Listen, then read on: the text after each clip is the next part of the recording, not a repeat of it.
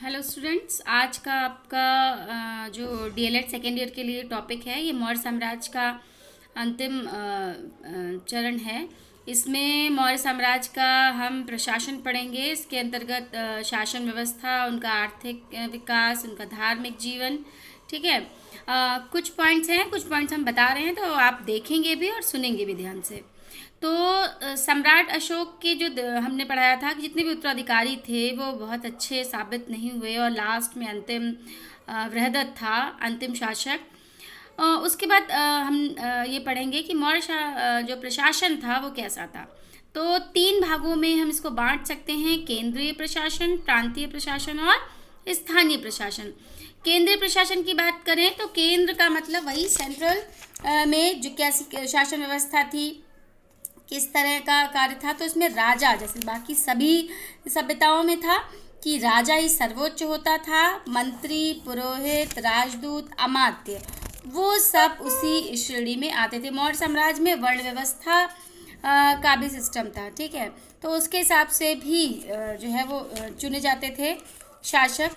और इसमें क्या था कि अमात्य की नियुक्ति जो है, राजदूत की नियुक्ति, अमात्य की नियुक्ति, ये सम्राट द्वारा या राजा द्वारा ही की जाती थी और सारी की सारी शक्ति वो केंद्रीय सत्ता में ही निहित होती थी। जो जैसे उस समय राजधानी की क्या थी मौर्य साम्राज्य में? पाटलिपुत्र थी। तो पाटलिपुत्र में जो राजा था, सम्राट था, जो भी उस समय मौर्य काल का सम्राट था, वो पाटलिपुत्र में ही रहता था और उसकी सहायता के लिए एक मंत्रिपरिषद होती थी। उस मंत्रिपरिषद में ये अमात्य और पुरोहित, राजदूत ये हुआ करते थे। ये राजा को अपने किसी भी मत पर अपने सजेशंस देते थे। ठीक है।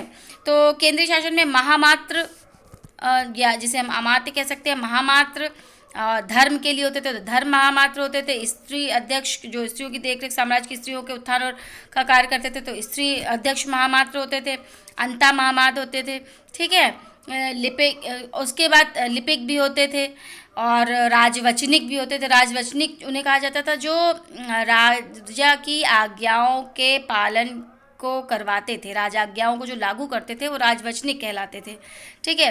केंद्रीय शासन में प्रतिवेदक होते थे। प्रतिवेदक क्या होते थे? प्रजा के दुख सुख की जो सूचना होती थी, जिसे हम रिपोर्टर कह सकते हैं। ठीक है। वो उन्हें राजा को जाकर जो है सम्राट को दी जाती थी। मतलब किसी भी रोक टोक के जो ये प्रतिवेदक थे, ये जाकर राजा को अपनी सूचनाएं दे सकते थे।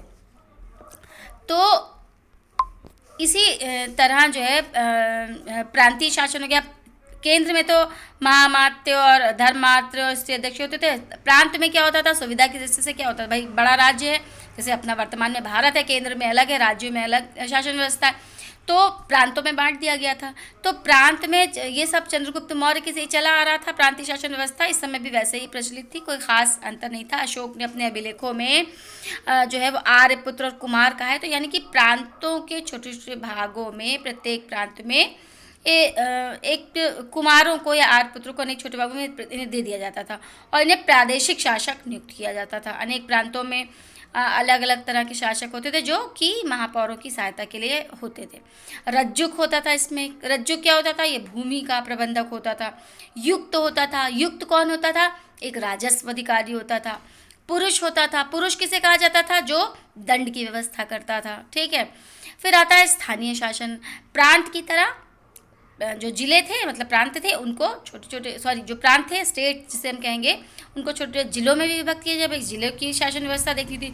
तो स्थानीय शासन व्यवस्था थी, तो वहाँ पर एक नगर मजिस्ट्रेट होता था, जिसे हम आज के समय में डीएम कहते हैं ना, व्यवहारिक रूप में। तो उस समय उसका नाम होता था नगर व्यवहारिक।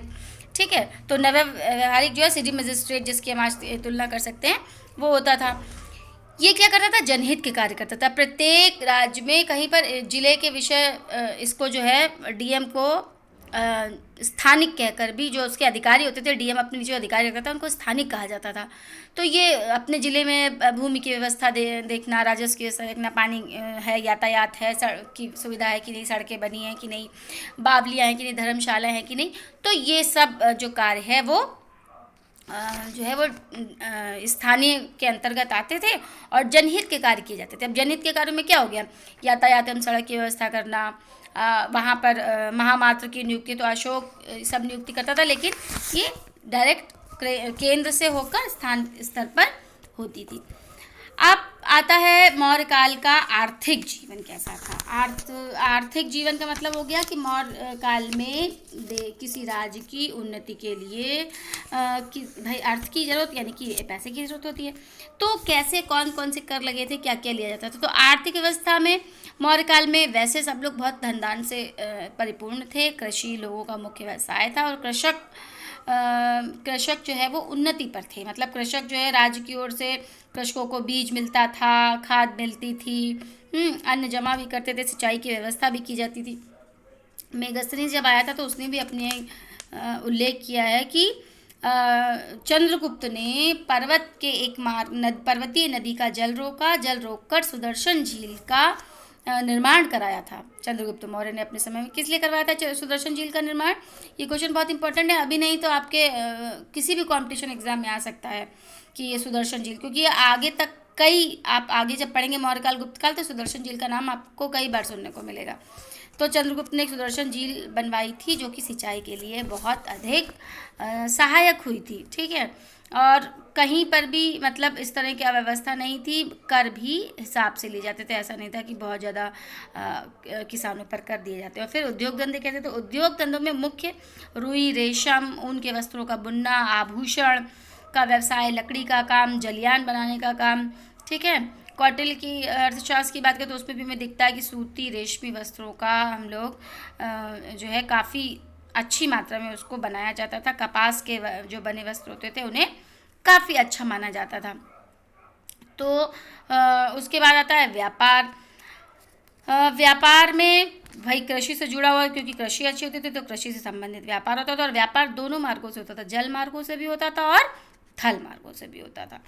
तो कपड़ा, बर्तन और ये कंबल, नेपाल वगैरह से, मतलब काफ़ी विदेशों से हमारा जो है संबंध था और जलीय और सड़क के मार्ग से व्यापार हुआ करता था।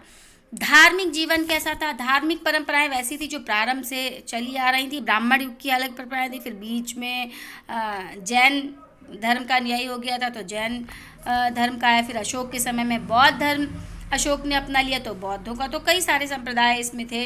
बाद में ये बौद्ध धर्म, जैन धर्म में दो वर्ग भी हो गए थे, दिगंबर और श्वेतांबर।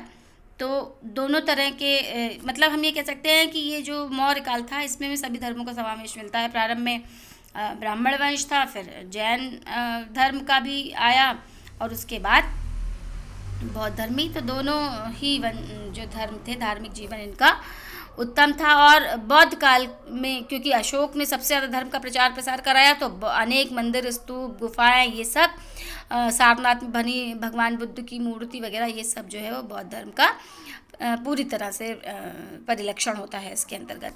फिर आता है कि मौर्य काल के बाद इनकी सामाजिक व्यवस्था कहती थी। सामाजिक व्यवस्था में समाज मुख्य रूप से 4 वर्णों में वर्ण व्यवस्था थी, बटा हुआ था, ब्राह्मण, क्षत्रिय, वैश्य और शूद्र। तो वर्ण व्यवस्था अलग अलग, कभी मेगस्थनी से बताया है कि जो है ब्राह्मण का कार्य जो है ज्ञान अर्जन करना, तो वो जो हमारे वेदों में वर्णित था कि ज्ञान अर्ज करना, यज्ञ करना, वर्ण व्यवस्था जिस तरह की थी।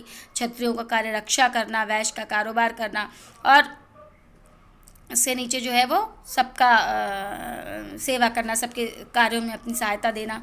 तो ये न्याय व्यवस्था, ये हो गया सामाजिक व्यवस्था। न्याय व्यवस्था क्या हो गया, राजा ही, जो हमने पहले बताया जब केंद्रीय पता था कि राजा ही सर्वोत्तम होता था। सर्वोच्च न्यायाधीश भी कौन होता था, राजा होता था।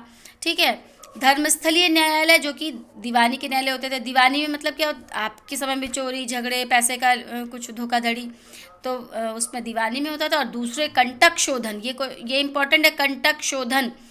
ठीक है, कंटक शोधन न्यायालय कहाँ पाए जाते थे या किस वंश में पाए जाते थे या किस सभ्यता में इसका वर्णन मिलता है। तो ये कंटक शोधन जो है ये फौजदारी के निर्णय होते थे। यहाँ पर मौर्य कला जो भी बड़े झगड़े होते थे, ठीक है, किसी का कत्ल कर दिया या कुछ ऐसा हो गया, तो उसके लिए यहाँ पर आते थे, ये निष्पक्ष होते थे। और दंड प्रणाली काफ़ी कठोर थी, जुर्माने से लेकर प्राण दंड तक का प्रावधान यहाँ पर था। ठीक है, और झूठी गवाही देने पर अंग भंग करने की सजा भी थी, मतलब कठोर था। फिर आता है सैन्य संगठन कैसा था। बहुत संगठित सैन्य व्यवस्था थी। नौसेना, पैदल सेना, अश्व सेना, रथ सेना, गज सेना, ठीक है, सभी तरह की सेनाएं थी। गुप्तचर विभाग भी थे, ठीक है।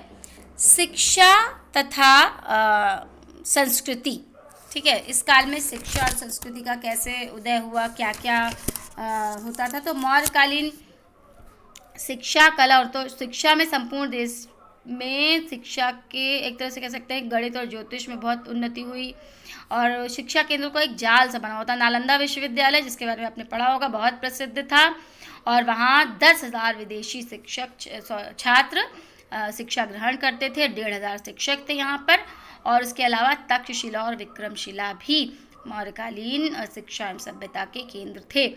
चाणक्य, जो कि जिसे अर्थशास्त्र का जन्मदाता कहा जाता है, कौटिल्य जिनकी बात है, उन्होंने अर्थशास्त्र की रचना भी इसी काल में की थी। गणित और ज्योतिष से संबंधित भी कई सारे ग्रंथ इसमें लिखे गए थे और आर्यभट्ट जो महान वो हैं, तो वो भी इसी काल के माने जाते हैं और उन्होंने दशमलव प्रणाली भी इसी युग की देन है। फिर मौर्य काल में आयुर्वेद, पशु चिकित्सा, ठीक, स्थापत्य कला तो आपसे किसी छिपी नहीं है क्योंकि बहुत सारे स्तूप और सारनाथ के स्तंभ और कई सारे सांची का स्तूप, ये सब स्थापत्य कला का विशिष्ट उदाहरण है। आप इसके अलावा इसमें जो है किस तरह की तक्षण कला वगैरह भी इसमें बहुत, मूर्ति कला बहुत स्पेशल थी, ठीक है, बहुत तरह के स्थापत्य का वर्णन देख चुके हैं हम। और इसके अब आता है मौर्य साम्राज्य के पतन के क्या कारण थे।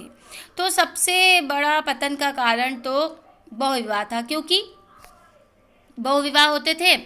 प्रत्येक रानी अपने अपने पुत्र को राजा बनाने के लिए, उत्तराधिकारी बनाने के लिए आपस में षड्यंत्र होते थे। रानी अपने पुत्र को सब आपस में षड्यंत्र होते थे। उसके कारण क्या होता था, दूसरे सब अपनी अपनी सत्ता बढ़ाने का प्रयास करते थे। राजकुमार अलग अलग से सहायता लेकर मतलब अपने राज्य को स्थापित करना चाहते थे, तो बहुविवाह। उसके बाद आता है अयोग्य उत्तराधिकारी। अशोक के बाद जितने भी उत्तराधिकारी हुए बहुत अयोग्य हुए, क्योंकि कोई भी अशोक की तरह ना तो बुद्धिमान हुआ ना ही बलवान हुआ, तो ये भी उसके पतन का कारण है। फिर अशोक की अहिंसा नीति, ये भी एक नीति कही जा सकती है, क्योंकि क्या हुआ, युद्ध नहीं हुए तो जो बाकी विद्रोही थे उनका हो गया कि तो बहुत शांति प्रिय है, युद्ध हो ही नहीं रहे, तो इसके कारण भी लोगों ने सैनिक शक्ति क्षीण होने लगी। भाई सैनिकों का अगर काम नहीं, अगर सैनिक या औजारों का या शस्त्रों का कार्य नहीं है तो सैनिक ने भी अपनी गतिविधियां स्लो कर दी, जिसके कारण क्या हुआ कि उनकी जो ताकत थी वो क्षीण होने लगी, ठीक है। फिर सेना इसके कारण दुर्बल हो गई। अशोक की धार्मिक नीति उत्तम मानी जाती है, लेकिन इस उत्तमता के कारण क्योंकि उसने बौद्ध धर्म का इतना प्रचार प्रसार किया, तो जो दूसरे धर्म के लोग थे जैसे ब्राह्मण था, उन्होंने मौर्यों को अपना शत्रु समझा, ठीक है। और इसके कारण मौर्यों ने मौर्यों के काल में किसी भी तरह के बौद्ध धर्म में किसी भी तरह में हिस्सा नहीं लिया कोई। मतलब पुष्यमित्र जो कि एक ब्राह्मण वंश का था, इसके बाद पुष्यमित्र शुंग या ब्राह्मण वंशी आ जाता है, यानी कि मौर्य साम्राज्य का पतन का एक प्रमुख कारण उसका अत्यधिक बौद्ध धर्म में रुचि लेना भी बना, ठीक। फिर आर्थिक नीतियाँ भी थीं। आर्थिक नीतियों के कारण अत्यधिक दान दिया जाता था, राजकोष खाली हो गया, आर्थिक कमी उत्पन्न हो गई और युद्ध होते नहीं थे, तो खजाना किस तरह बढ़ता, बहुत अधिक जो है वो कर लिए नहीं जाते थे। इसके कारण राज्यों को चलाना भी मुश्किल हो गया था। तो ये आपका पूरा मौर्यकाल हो गया। आप चाहें तो फिर से पूरा एक पॉइंट्स हम आपको दिखा सकते हैं।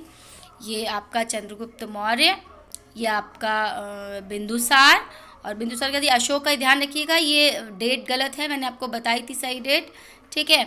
उसके बाद मौर्यकाल का प्रशासन, उसमें भी केंद्रीय, प्रांतीय और स्थानीय, सामाजिक व्यवस्था, न्याय व्यवस्था, सैन्य संगठन, शिक्षा, कला, संस्कृति और इसके पतन के कारण। ये आपका आज मौर्य साम्राज्य कंप्लीट हो गया है। नेक्स्ट इसका एक रह गया है टॉपिक संगीतियाँ। बहुत संगीतियाँ जो आपसे बहुत पूछी जाती हैं, वो हम नेक्स्ट गुप्त काल से पहले ही आपको बता देंगे, ठीक है। तो आप इसको पढ़िए, कोई भी क्वेरी हो, कुछ पूछना हो तो आप पूछ सकते हैं, ठीक, ओके।